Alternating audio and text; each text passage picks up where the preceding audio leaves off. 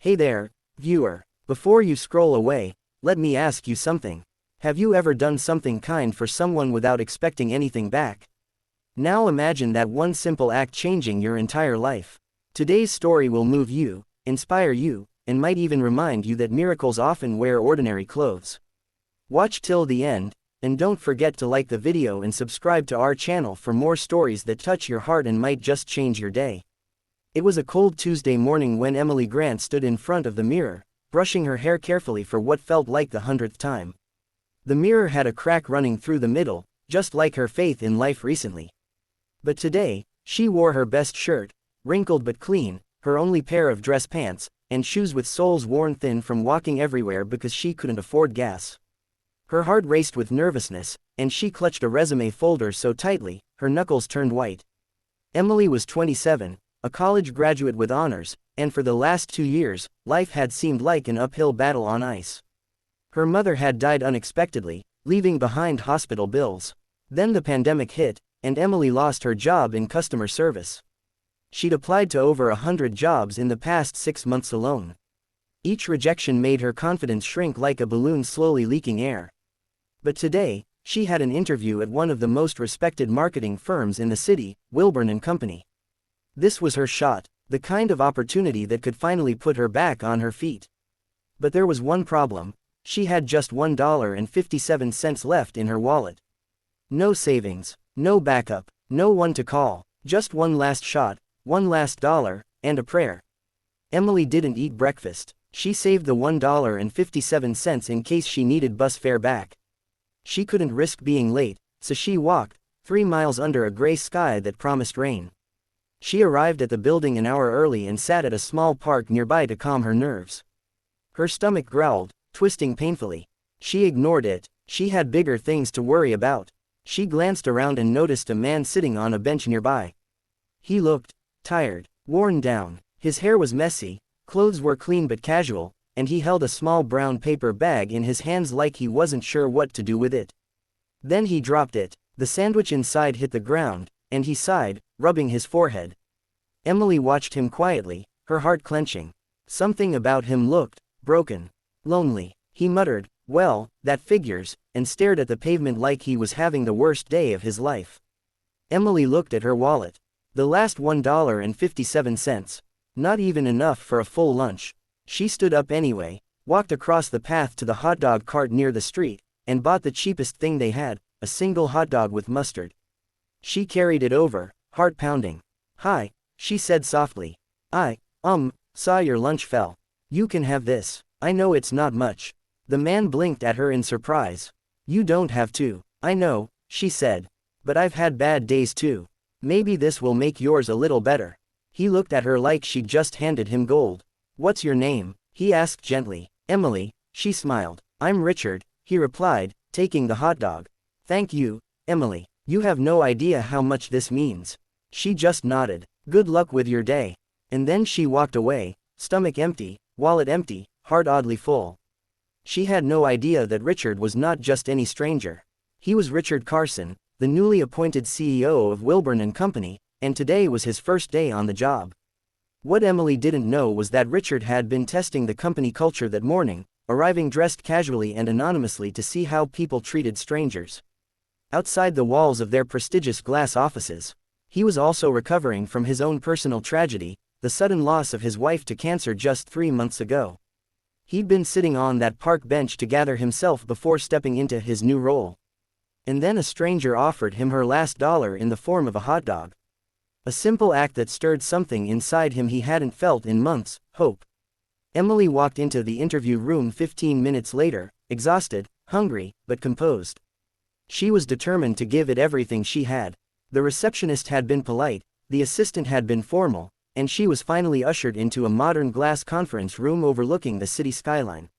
She didn't notice the man sitting at the far end of the table at first, until he stood and smiled. "Emily," he said. Her eyes widened. "Richard," she blinked. "From the park?" He nodded. "Yes, but I should properly introduce myself. I'm Richard Carson, CEO of Wilburn & Company." The room went still. Emily's mouth opened, then closed. "I had no idea. You gave me your last dollar today, didn't you?" he asked. She looked down, face flushing. I didn't do it to impress anyone. You just looked like you needed it. He smiled again, softer this time. That's exactly why it mattered. What happened next was nothing short of life-changing. Richard sat down and listened carefully to Emily's ideas, her passion, her journey. He didn't ask questions like, "What's your 5-year plan?" or, "What are your weaknesses?" Instead, he asked her what she loved doing, what made her excited to wake up in the morning, and what kind of world she dreamed of creating. Emily spoke like someone whose voice had finally been heard. An hour later, Richard stood, shook her hand, and said something that brought tears to her eyes. "Welcome to Wilburn and Company, Emily. You've got the job." Her legs almost gave out. "You're serious?" she whispered. "As serious as that hot dog you gave me," he chuckled.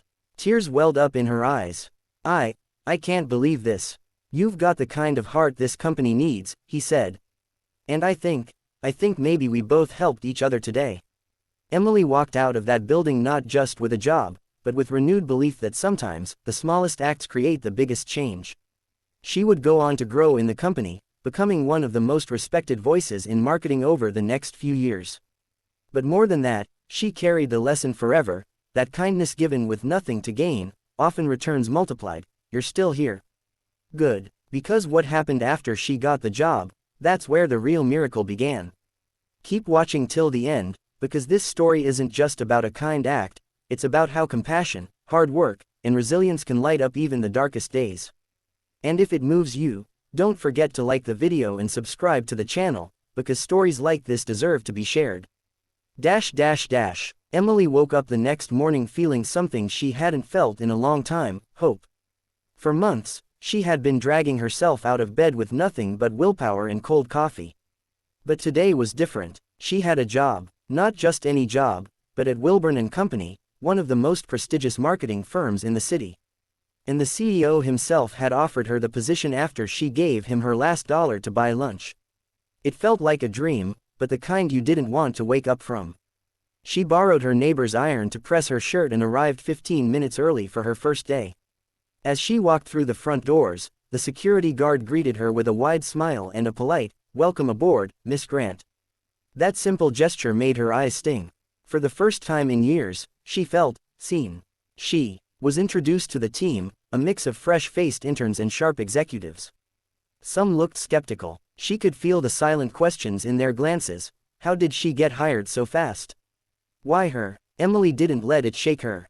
She'd earned her seat, not with charm or connections, but with kindness, and the CEO believed in her.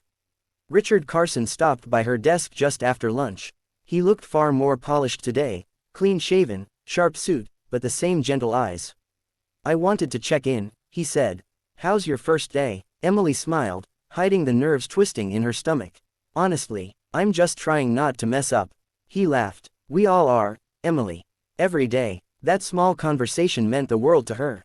He didn't act like a CEO towering over his employees. He spoke like a human being.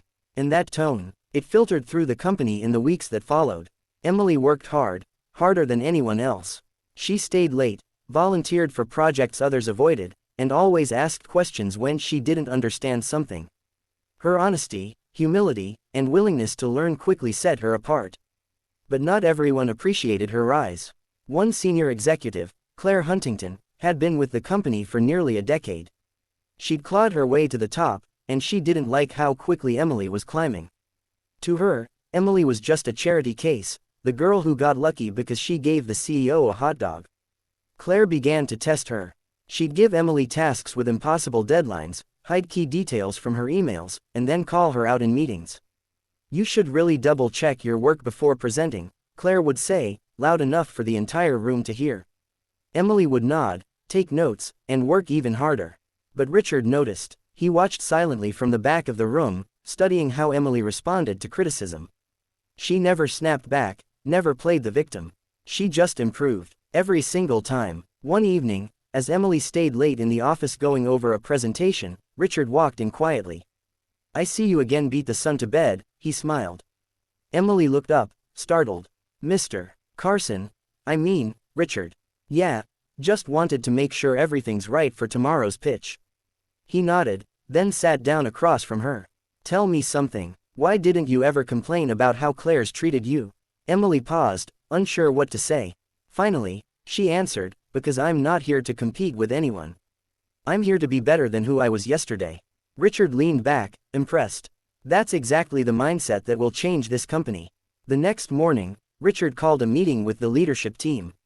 He introduced Emily as the new junior strategy lead, a promotion she hadn't even applied for. Claire's face went pale. I've watched Emily grow in just 3 months more than I've seen most grow in 3 years, Richard said. And I think it's time we recognize the kind of leadership that begins with service and humility. The applause was warm and real. Emily stood there, stunned, heart racing. After the meeting, Claire pulled her aside. You're lucky, she said coldly. No, Emily replied gently. I'm just grateful. As the months rolled by, Emily's life transformed. She was able to move out of her cramped apartment and into a small studio closer to the office. She bought her first second-hand car, paid off a portion of her mother's debt, and, perhaps most importantly, she began smiling again. But it wasn't just her own life she changed. Emily started a volunteer group within the company, organizing lunch programs for the homeless and mentorship sessions for underprivileged youth. Her story had gone somewhat viral after an intern anonymously posted about the CEO hiring a girl who gave him lunch with her last dollar. Soon, she was being invited to speak at panels and conferences, not because she was a marketing expert, but because she represented something people were starved for: authentic kindness. Richard and Emily developed a quiet friendship rooted in mutual respect. They didn't talk much about that first day, but sometimes, when the office was quiet, Richard would bring her a hot dog, and they'd laugh about how it all began. Then, something unexpected happened. A major client, worth over $10 million in annual revenue, threatened to pull out. The team was shaken. Claire blamed the younger team members, and tensions rose. But Richard turned to Emily. I want you to lead the recovery strategy, he said. It's a risk, but if anyone can win them back, it's you. Emily's eyes widened. Me, he nodded. Trust yourself. I do. For 2 weeks, Emily worked day and night. She met with the client, listened to their concerns, restructured the pitch, and offered a new campaign vision that not only addressed their needs but reignited their belief in Wilburn and Company. The client stayed. In fact, they signed an even larger contract. The boardroom applauded. Richard beamed. Claire, though still reserved, nodded her respect. That moment changed everything. Emily was promoted to associate director within a year. She was now mentoring new interns, many of whom had backgrounds like hers. She made sure no one ever felt unseen the way she had when she was jobless and invisible to the world. One day, Richard called her into his office. He was retiring early to focus on his late wife's foundation. But before stepping down, he wanted to make one last move. I want you to take over as Director of Community and Culture, he said. Emily stared at him, eyes wide. Richard, you earned it the day you chose to give when you had nothing, he said. We need more of that in leadership. Not just in business, but in life. Emily accepted the role with tears in her eyes. 2 years after she'd bought a hot dog with her last dollar, Emily stood on stage at a charity gala hosted by Wilburn and Company to speak to a crowd of thousands. Her voice didn't shake anymore. Her heart didn't doubt her worth. And as she shared her story, the crowd went silent. I was down to my last dollar once. I thought my kindness was just a small thing, something no one would remember. But someone did, and that changed everything. Never underestimate the power of showing up for someone, even if you feel like you have nothing left. Because kindness is never wasted. It always comes back. The room rose in a standing ovation. Somewhere near the back, Richard clapped, proud. And in that moment, Emily wasn't just a girl who gave lunch to a stranger. She was proof that even the smallest light can shine in the darkest places, and that sometimes, giving from nothing creates something that lasts forever. So what did you think? If this story touched your heart, give it a like. It helps more people find inspiration. And if you believe the world needs more kindness like Emily's, hit that subscribe button. We share stories that move, uplift, and remind us that even the smallest act can change everything. We'll see you in the next story. Until then, stay kind.